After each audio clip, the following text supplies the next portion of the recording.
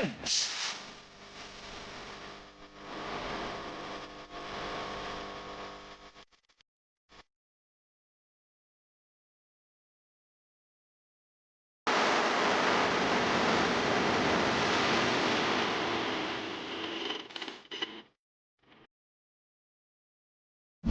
amigos, ¿cómo están? Hoy vamos a hablar de un tema muy interesante, muy candente, muy controversial. El que tenga corazón de león y aguante cosas pesadas, porque se van a romper mitos, se van a romper verdades que nosotros creíamos que eran, así como dogmas de la Inmaculada Concepción, así que no se pueden mover y así son. Pues no, hay mentiras que hay que aclararse, hay verdades que ya no se sostienen. Entonces vamos a hablar del penacho de Moctezuma. Soy Guillermo Cárdenas, en otra plática aquí entre amigos, y me es muy grato poder responder todas estas preguntas y todas estas inquietudes del TikTok que saqué hace, pues el lunes o hace, no sé, hace 3, 4 días. Se hizo muy viral. Entonces, quisiera retomar este tema del mal llamado penacho de Moctezuma para profundizar un poquito más. ¿Les parece? ¿Listos? Pues empezamos. Primero que nada, todo el mundo pregunta, ¿por qué está el penacho de Moctezuma fuera de México? ¿Saben dónde queda? Está en Viena, en el museo que ahora se llama el Weltmuseum. ¿Saben cuánto tiempo tiene el penacho allá en Viena, en Austria? 500 años. Entonces, una cosa es que te regresen algo que te quitaron ayer, hace un año, 2 años, pero que te regresen algo que se fue hace 500 años. Uf, la historia es la historia. Lo que nosotros creamos de la historia es cuento nuestro. El cuento que nos hemos contado acerca del penacho de Moctezuma, eso es nuestro cuento. Vamos a hablar ahora de realidades. Vamos a quitar los mitos y vamos a sustituirlo por realidades. Cuando Hernán Cortés entró a Tenochtitlan, eran un grupo de 200 españoles, si me explico, no eran muchos. Realmente la ciudad de Tenochtitlan la destruyeron un conjunto de pueblos unidos, un ejército de más de 100,000 indios nativos de México, tlaxcaltecas principalmente, que eran los enemigos acérrimos de los aztecas, pero también texcocanos, cholultecas, tepanecas, huejotzincas, azcapotzalcas, Iztapalapa, o sea, muchos pueblos, más bien dicho, todos los pueblos que no eran Tenochtitlan, del antiguo México, del antiguo, la hegemonía de los aztecas, eran enemigos de los aztecas porque les pedían tributos cada año altos, pero lo doloroso no eran los tributos, que eran cacao, plumas de quetzal, pieles de ocelote, lo que ustedes gusten y manden, oro. Lo que era verdaderamente horrible y vergonzoso para todos los pueblos es que los aztecas les pedían cada año tributo para sus dioses, para sacrificar en el templo de Tlaloc y Tezcatlipoca, para honrarle a Huitzilopochtli, le pedían a los hijos de estas gentes. Entonces imagínate que cada año tenías que mandar 200 muchachos varones y mujeres para que le sacaran el corazón y se lo ofrecieran a Huitzilopochtli y se lo comieran los sacerdotes aztecas todavía pulsando vivo el corazón. Entonces, realmente ya no era enojo ni era antipatía, era un verdadero odio que tenían estos pueblos indígenas contra la ciudad de Tenochtitlan. No era un imperio. Para que sea un imperio tú tienes que contar con ciertas características. ¿Sí me explico? El imperio austrohúngaro, pues era un imperio que tenía parte en Austria y parte en Hungría, y sí me explico, y había reyes, se respetaban a los otros reyes. Normalmente un monarca conquistaba otros reinos, pero dejaba a sus reyes aliados, vasallos de este imperio. Entonces, se necesitan ciertas condiciones. Los aztecas nunca generaron un imperio. Entonces, eso, hablar del imperio azteca, es la primer falsedad. Sencillamente era una ciudad, era una gran metrópoli de 200,000 habitantes. Tal vez era la metrópoli más poblada en todo el mundo en esa época, más que Roma. Roma tenía 50,000 habitantes en esa época, la gran Roma. La gente que fue a las cruzadas, la gente que fue y que conoció Constantinopla, la actual Istambul, Cuando llegaron a México y vieron la ciudad de Tenochtitlan, dijeron, palidece Constantinopla comparado con la grandiosidad de Tenochtitlan. Pero este pueblo no generó un imperio, sencillamente era una ciudad que avasalló, conquistó y sojuzgó a todos los pueblos vecinos y les pedía un tributo horrendo, que eran bienes materiales, pero sobre todo a muchos, muchos jóvenes. Diariamente se sacrificaban en el Templo Mayor cientos de víctimas. Entonces, pues era un costo social tremendo. Toda esta antipatía de todos estos pueblos se le unió a Hernán Cortés, que supo y tuvo la astucia de entender que en el fondo todos estos pueblos aledaños de Tenochtitlan odiaban a los aztecas.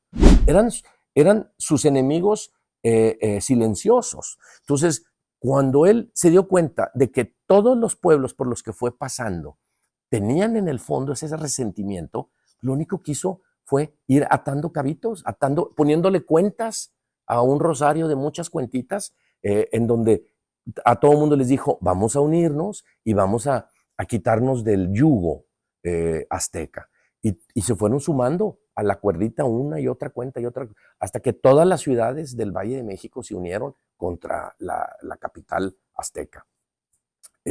Y cuando fue la gran destrucción y la toma de Tenochtitlan, el 13 de agosto de 1521, toda la ciudad fue arrasada. Todos los días los 100,000 tlaxcaltecas y texcocanos y cholultecas y huejotzincas iban avanzando, iban demoliendo las casas, iban demoliendo todo, iban arrasando la ciudad y los sobrevivientes aztecas se iban replegando y se iban replegando. Llegaron al Templo Mayor, destruyeron todo hasta que conquistaron Tenochtitlan. Los aztecas sobrevivientes se fueron a la ciudad vecina, porque Tenochtitlan era México Tenochtitlan y Nonoalco Tlatelolco, que estaban pegados. Se refugiaron en el mercado de Tlatelolco hasta ese fatídico día del 21 de agosto de 1521. Y ese día se consumó la destrucción y el aniquilamiento de la gran Tenochtitlan. Y yo creo que ese día es el nacimiento de la nación mexicana, porque acabó la última dinastía de los aztecas y empezó una nueva dinastía en la que estamos viviendo, en la cual somos un pueblo mexicano. Pasamos por manos españolas y luego pasamos por dos imperios, el de Iturbide y luego el de Maximiliano, y revoluciones y guerras de independencia, pero a fin de cuentas, ahorita somos el pueblo de México unidos, maravilloso, más fuerte que nunca, pero lo importante es que nacimos ese día. Entonces, el nacimiento de México es el día de la muerte de la ciudad de Tenochtitlan, no el imperio azteca, que nunca fue imperio, sencillamente cuando se destruyó la ciudad. No quedó nada de la Tenochtitlan, nada, todo estaba humeante. Y pensar que el mal llamado penacho de Moctezuma, que ni es penacho, ni es de Moctezuma, lo sacaron los españoles, de ahí es imposible. O sea, que una cosa tan frágil vaya a sobrevivir a una destrucción y un incendio tan pavoroso como el del sitio de Tenochtitlan. Segundo, ¿por qué decimos que es que es un regalo de Carlos, un regalo del emperador Moctezuma Xocoyotzin a Carlos V? Cuando Hernán Cortés tuvo su primer encuentro, el 19 de octubre de 1519, cuando se juntó con Moctezuma, Moctezuma le impresionó mucho cómo eran los españoles. Él sabía en el fondo que si llegaron estos embarcos iban a seguir llegando más y más y más, y que eso no lo iban a poder parar. Entonces quiso conocer a estos raros seres que llegaban, que donde ponían el ojo, escupían fuego y aventaban fuego. Pues no era el ojo, era la pistola que tenían abajito del ojo en la mira. Entonces, no entendían las armas de fuego porque no había pólvora en el mundo azteca, en el mundo precolombino. No conocían los caballos. Al principio pensaron que era un solo ser, así como un centauro. Al español montado arriba de un caballo pensaban que era un ser grande. De hecho, ellos le llamaban venados. Entonces decían, llegaron unos hombres barbados, peludos, como Quetzalcóatl, con barba. Ellos no tenían barba, eran lampiños. Dice, con pelo claro, piel blanca, como Quetzalcóatl, porque decían, es una serpiente emplumada. Los vellitos de las manos de Pedro Alvarado, que era güero, así muy peludo, muy velludo, pensaban que estaba emplumado como Quetzalcóatl. Por eso hubo la creencia en un principio de que era Quetzalcóatl el que regresaba, hasta que se bajó un español del caballo y se dieron cuenta que eran dos entes separados y los dos vivían. Pero ellos decían, venían montados en unos venados enormes. Les llamaban a los caballos venados. Entonces no conocían el mundo español. Entonces Moctezuma quiso conocer, hacerse aliados de estos para entender y poder contener posibles hordas de gentes como ellos que fueran llegando. Entonces, cuando Hernán Cortés llegó, Moctezuma le dio regalos. Supo que venía a nombre de un tal Carlos V de Europa, entonces le dijo, si estos regalos no son para ti, porque tú no eres el rey de estas tierras de las que vienes, allende el mar, si no hay otro más importante que tú, que se llama Carlos V, pues regálale a tu rey, a tu Tlatoani, estas cosas. Y le regaló pieles de ocelote, piezas de oro, diademas de oro, que era una diademita chiquita con un triangulito, el coyol. Esas eran las coronas que utilizaban los aztecas, la que utilizaba Moctezuma, no un penacho como del que estamos hablando. Y lo más importante es que todas estas piezas están descritas en la primera carta de relación que escribió Hernán Cortés a su majestad Carlos V, y le explicó lo que había encontrado y la situación. En ese tiempo estaban muy amigos Hernán Cortés y Moctezuma. Entonces, no está descrito este penacho famoso entre las piezas. Dice nomás accesorios de plumas, pero no grandes penachos. Entonces, si no está descrito ahí, no es un regalo que le hizo Moctezuma a Hernán Cortés, que a su vez era para Carlos V. Es sencillamente una pieza que apareció en Europa, posiblemente en 1530, 1550, que los españoles lo encontraron en el templo de Cholula o en Huejotzinco o tal vez en Texcoco, que era posesión de Netzahualcóyotl o su hijo Netzahualpilli, pero de alguna manera esa pieza la encontraron los españoles abandonada ahí en un templo o bien custodiada. La cosa es que lo encontraron en un templo y lo agarraron y se lo llevaron a Europa porque era una curiosidad. Junto con eso se fueron unas máscaras de madera cubiertas en turquesa hermosísimas. Actualmente la mayoría está en el Museo Británico, son de las joyas. Ahí está la serpiente bicéfala, en marcas de turquesa, hay un máscara de Xutecutli cubierto hay un cráneo cubierto de obsidiana, de pirita y de hueso, muy hermoso, con el septum nasal de concha roja, unos ojos de pirita muy, muy bonitos. Pero esas piezas salieron y se salvaron de la destrucción gracias a que se fueron a Europa. Si se hubieran quedado aquí, se hubieran quedado en el olvido, se hubieran mojado y con la humedad se hubieran destruido tanto la madera como las plumas. Su principal enemigo es la humedad. Entonces, esta pieza salió de México no regalada por Moctezuma, sencillamente salió como regalo de algún sacerdote cholulteca de Azcapotzalco que lo tenían para bailar las danzas de la Colnahuacatl Xochitl, como los que había en Cholula. Y esta pieza, los antiguos aztecas le llamaban un Quetzalpanecayotl, una indumentaria, un tocado de plumas. Pero la pieza que llegó a Europa no se sabe cuándo ni cómo. Como muchas de las piezas que están en el Museo Británico o que están en otros lados, salieron también de América y llegaron y las guardó. Llegaron a la corte de Carlos V, porque él era el monarca, el rey en ese tiempo. Se estaba apenas formando España, todavía no se constituía lo que es la nación española. Eran los reinos de Castilla y Aragón unidos. Y Carlos V, acuérdense que era hijo de Felipe el Hermoso, hijo de Maximiliano, el rey del Sacro Imperio Romano Germánico de Alemania, y de Juana la Loca, la hija de sus majestades católicas Isabel y Fernando. Entonces, era nieto de Fernando y Isabel la Católica. Y Carlos V, como no le interesaban mucho estas cosas, tenía un gusto así medio franciscano. De hecho, murió en el monasterio de Yuste, muy austero, era muy católico, así como sus abuelos. Él mandó sus colecciones a Bruselas, a la corte de Bruselas, porque también era emperador de Bruselas, y de ahí su hermano Fernando I, hijo también de Juana la Loca y de Maximiliano I, su hermano, que lo mandó Carlos V como archiduque y como regente a Austria, se llevó esta pieza a Austria. Estuvo en una colección, una cámara de curiosidades, en un gabinete de curiosidades en Bavaria, y por fin su hijo Fernando Maximiliano II y su nieto Rodolfo II fue el que se quedó con esta pieza,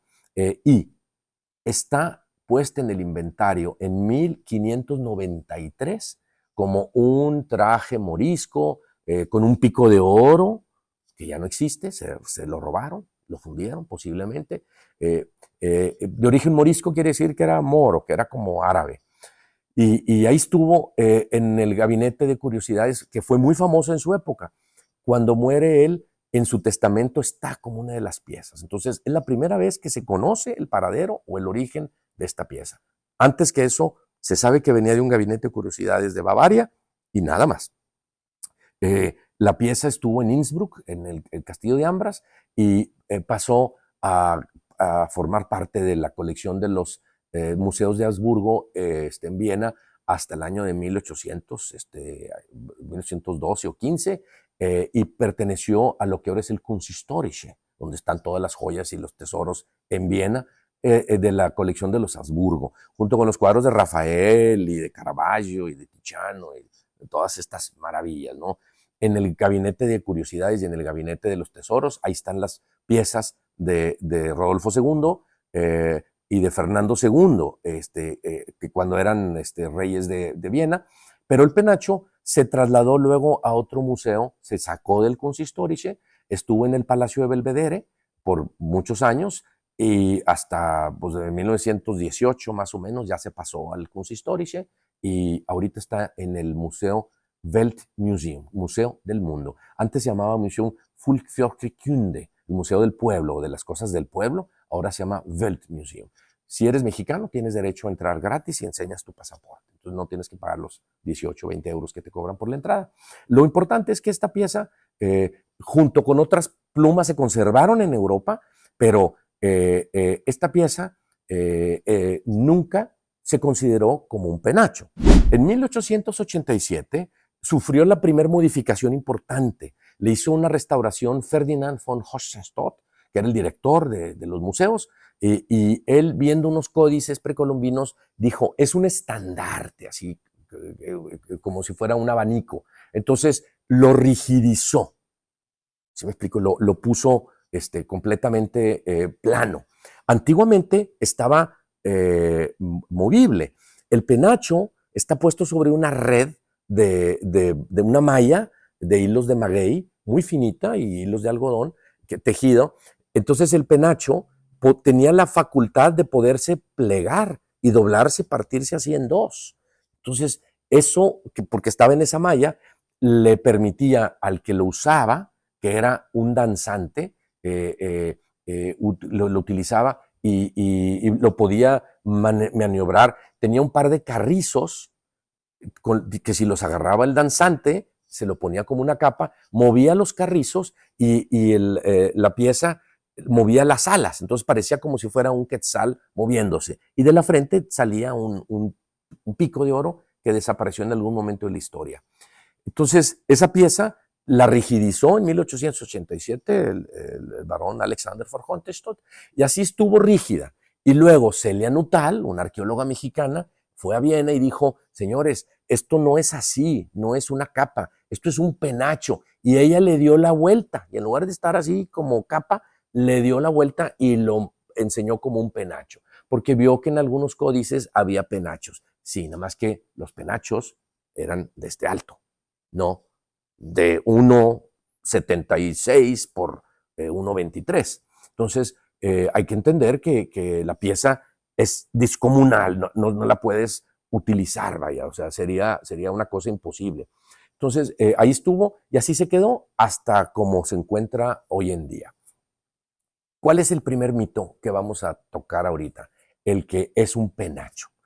¿Cómo puede esa pieza de 1,73 de diámetro ponerse en la cabeza? La pieza es plana, está completamente plana. Si lo ves por atrás, mide 1 centímetro de ancho. O sea, si lo ves así, es del ancho de mis dedos. ¿Cómo te puedes poner algo que mida imagínense un triple de 1,73 o una, vamos a decir algo más liviano, una placa de poliestireno, es el hielo seco, blanco. ¿Cómo te lo pones así liso sobre la frente? Pues no se puede. Para ponerte un sombrero, tiene que tener un hueco en el cual te pones el sombrero. Todo el que tiene un sombrero vaquero, un sombrero charro, pues te lo pones en la cabeza en un hueco, en un gorrito. Y del gorrito sale ya todo lo demás del sombrero.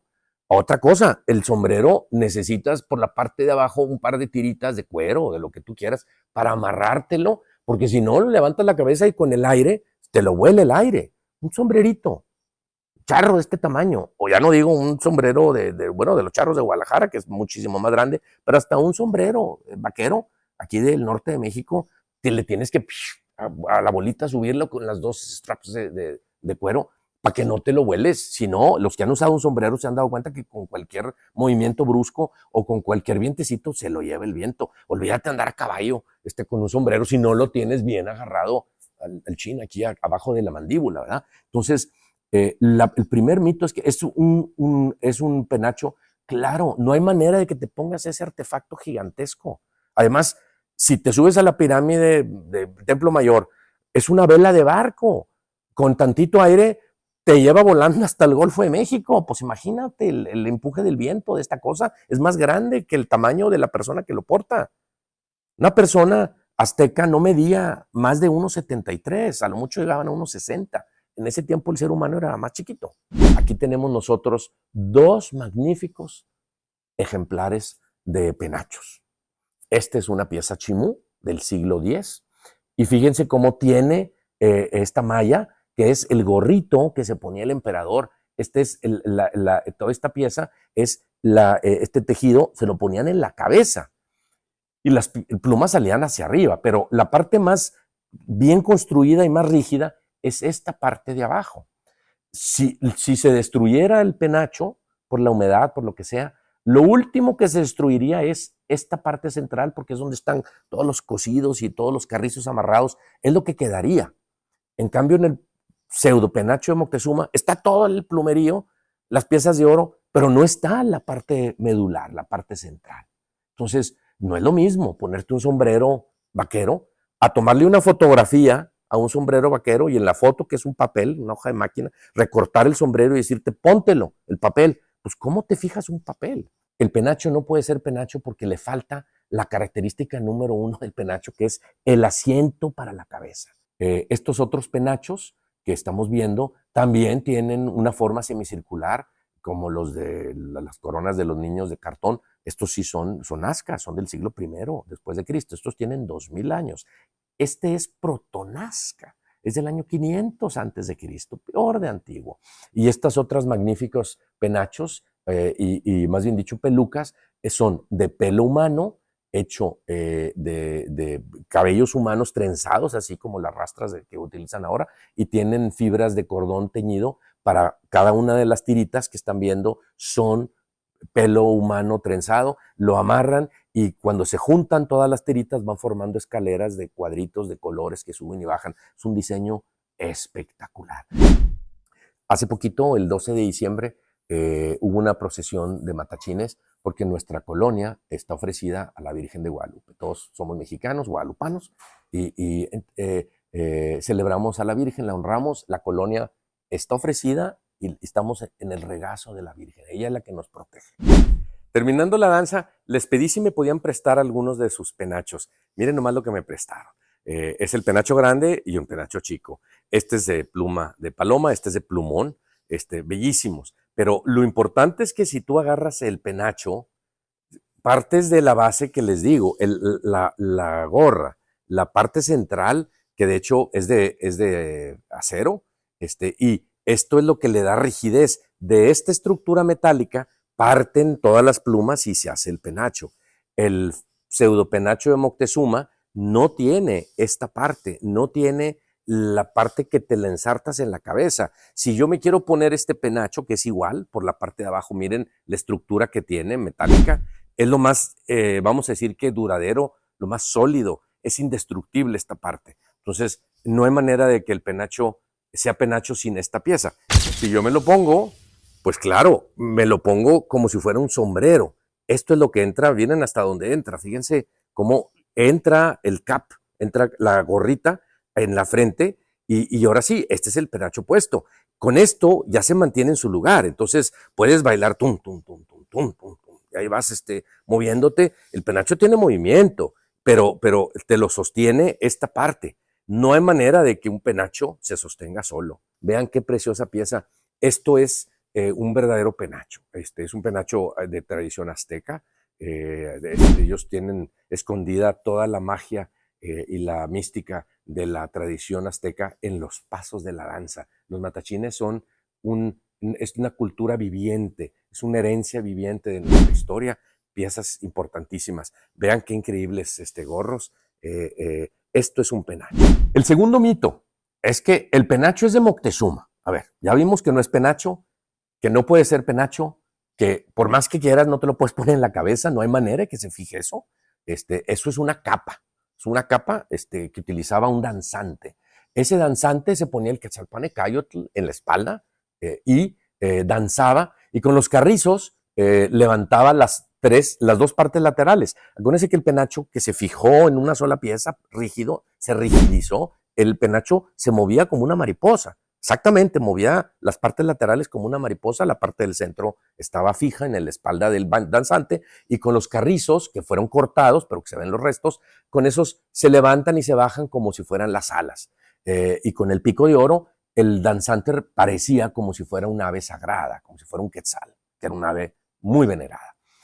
¿Cómo creen ustedes que el emperador Moctezuma Xocoyotzin, lean la biografía, lean las historias de él, nadie lo podía ver a los ojos? Cuando te aproximabas a Moctezuma, tenías que bajar la mirada y acercarte viendo hacia el suelo. Nadie le podía ver directamente a los ojos bajo pena de muerte.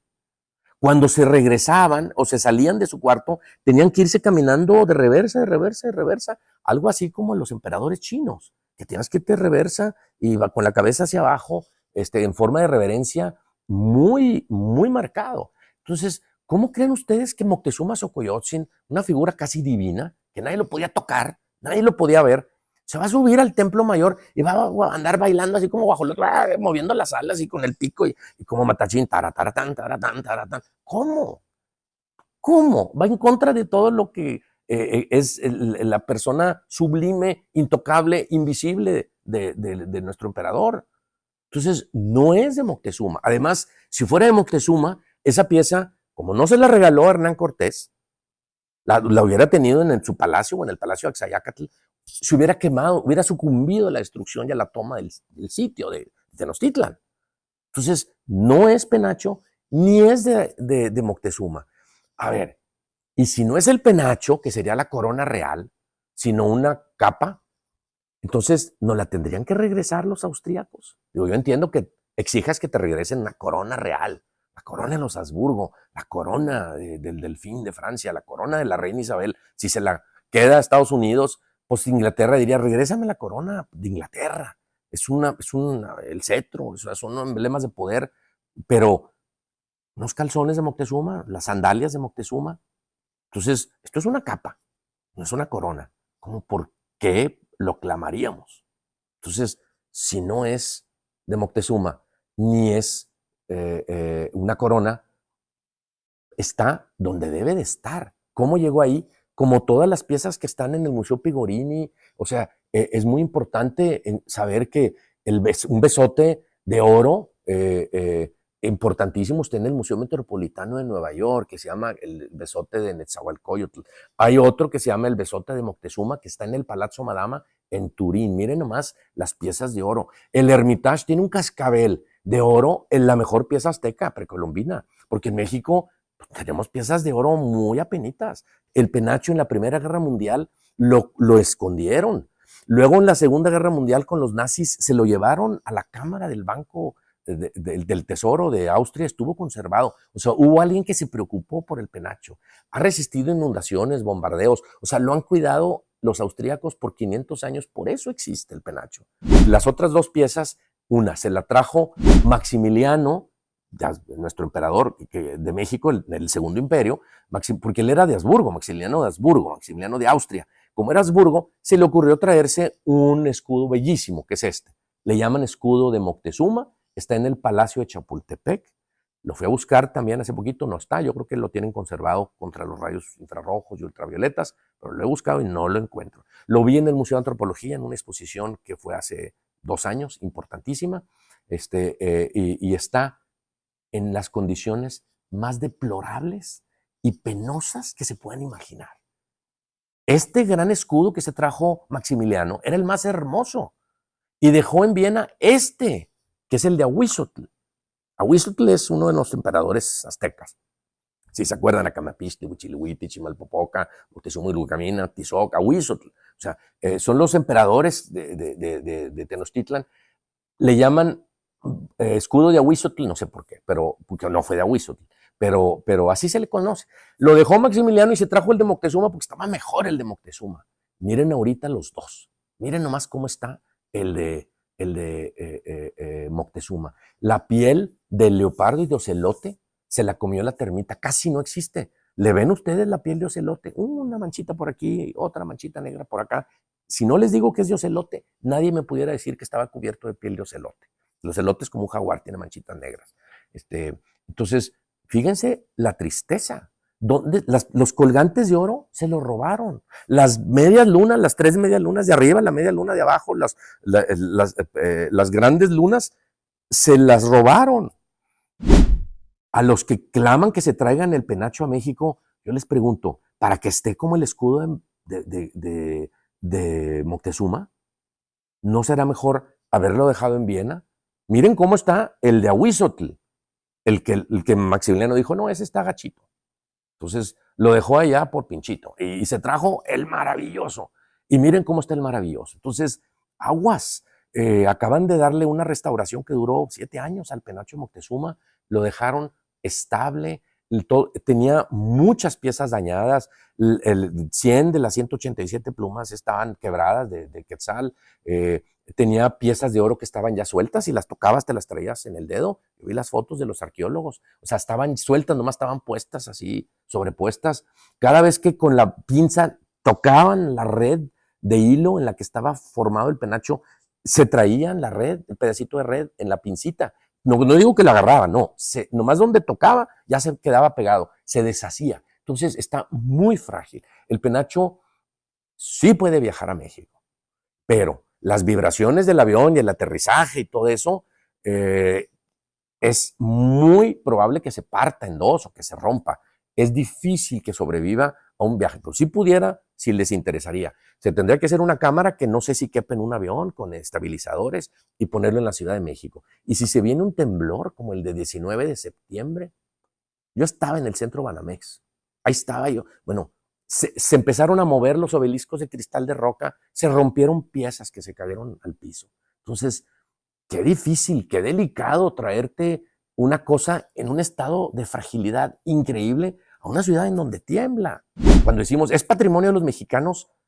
No, no existe México, existe una aldea global que se llama Planeta Tierra, Gaia, y nosotros estamos y somos parte de ese planeta. Entonces, ¿dónde debe de estar el penacho? Donde lo cuiden mejor, donde lo protejan. Tú llegas al penacho, está apagado, entra una persona y se prende para que la menor cantidad de luz y de fotones de la iluminación lo dañe. Está en una cosa hidráulica, está más inclinado para que no se estresen las plumas que por la gravedad tiendan a romper la malla en la que está forjado. Entonces, yo digo que debe de estar donde lo saben cuidar mejor. Y qué mejor prueba que ya tienen 500 años cuidándolo. Le dieron una restaurada, un equipo multidisciplinario de mexicanos y de austriacos, y lo dejaron listo para que dure otros 500 años más. Entonces, el que tenga ganas de verlo, vaya a Viena a verlo. El que no pudiera ir a Viena, hay una réplica en el Museo de Antropología. Están fabricando otro, ahora sí igualito, porque el que estaba no estaba totalmente igual. El penacho tiene plumas de quetzal, lo azul son plumas de cotinga, lo naranjita es una ave acuática, es como se llama espátula rosada, que todo el mundo son blancos, nada más la especie que vive en México es como un ibis, nada más que come camarones rojitos, se le hacen rositas las plumas, por eso es ese color rojito que tiene. Tiene piezas de oro, muchas de las piezas, no muchas, la tercera parte de las piezas de oro que tiene el penacho de Moctezuma son réplicas, se perdieron algunas. Entonces, no se han querido cambiar porque no sé, si las sacas rompes el penacho, están fijadas desde el siglo XVIII, entonces no todo lo que brilla es oro, algunas son de latón, pero son igualitas y está perfectamente bien conservado. Yo los invito a reflexionar sobre esto. Si no es penacho y no es de Moctezuma, ¿debe de estar en México o debe de estar en Viena? Esa es la pregunta de los 64,000 pesos. Eso es lo que nosotros tenemos que cuidar. El penacho es de México en esencia y en potencia. No necesitamos que nos lo regresen. Ya es de nosotros allá. Es la pieza más icónica. Es la pieza más maravillosa. ¿Sí me explico? Vayan a ver la copia que está en el Museo de Antropología y la nueva que están haciendo ahorita, llevan años haciéndola. Entonces, no tenemos por qué preocuparnos de que si nos la regresen o no. Lo que es tuyo y nadie te lo puede quitar. La grandeza mexicana no nos la puede quitar nadie, ni nada. Es nuestra. ¿Dónde está el penacho? No importa. Hay gente que dice, pues yo soy mexicano y yo soy azteca. Digo, perfecto, compadre. Nomás que, ¿qué tal si seguimos la plática en náhuatl? Porque si tan azteca te crees, que cuixihuajno yoclo, onentanchico, intanquizacuiltlaltilicpac, y manelxochitl, manelcuicatl. ¿Ok? Hay que ser mexicanos de corazón, no nomás de bla, bla, bla. Si te gustó este video, no se te olvide suscribirte. Se me hace horrible decir esto, porque yo cuando veo las cosas en TikTok y eso, suscríbete, ponle like. No, no le pongas nada por si, nomás si te gustó y quieres oír estas cosas, pues ponle, suscríbete a la campanita, el icono que está ahí, porque entonces cada vez que se suba una de estas pláticas, te van a avisar para que lo veas.